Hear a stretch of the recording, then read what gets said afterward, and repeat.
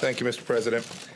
Before I address the efforts that we've been engaged in to push back against the Chinese virus, I want to assure the American people that, as President Trump just said, your State Department, your entire national security team is staying focused on the other diplomatic challenges around the world. Those include reducing risk to America from Afghanistan, holding the Iranian regime accountable for its malign activity, and our counterterrorism efforts against ISIS remain a priority for our team. Our number one priority across those mission sets remains the protection of the American people.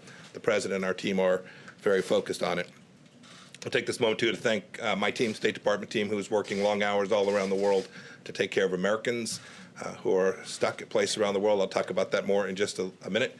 You've all seen Dr. Birx with me, State Department official who's doing great work, but I want to give a shout out to all of the State Department team here in Washington and around the world that are working overtime to help us push back against this pandemic. Under the President's leadership this week, we've taken two important steps. First, as President Trump announced on Wednesday, the United States and Canada jointly agreed to restrict all non-essential traffic across our border. This decision goes into effect tonight at midnight. The restrictions will be reviewed after 30 days, and they exclude traffic and movement across the border for work or other essential reasons. We're grateful to have such an outstanding friend to the north who is committed, as we are, to defeating this virus. I also want to announce today that the United States and Mexico have agreed to restrict non-essential travel across our shared border. Both our countries know the importance of working together to limit the spread of the virus and ensure that commerce that supports our economy continues to keep flowing.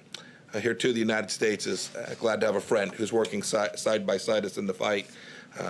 Secretary Wolf will talk a little bit more about the details of how we're working alongside our partner in Mexico to keep our southern border safe and secure as well. On another note, yesterday the State Department issued a Level 4 global travel advisory. This means that all international travel from U.S. citizens should be avoided. In countries where commercial departure options remain available, U.S. citizens who reside in the United States should arrange for immediate return to the United States unless they're prepared to remain abroad for an extended time.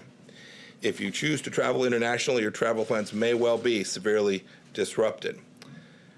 And finally, I want to talk about the disinformation that people are seeing, both on Twitter and around the world, some of it coming from government, some of it coming from other individuals. Just urge everyone, as they're seeing information that at one time suggested somehow this virus emanated from the United States Army, this information about lockdowns that are taking place. Every American, indeed people all around the world, should ensure that where they turn to for information is a reliable source and not a bad actor trying to create and flow information that they know is wrong.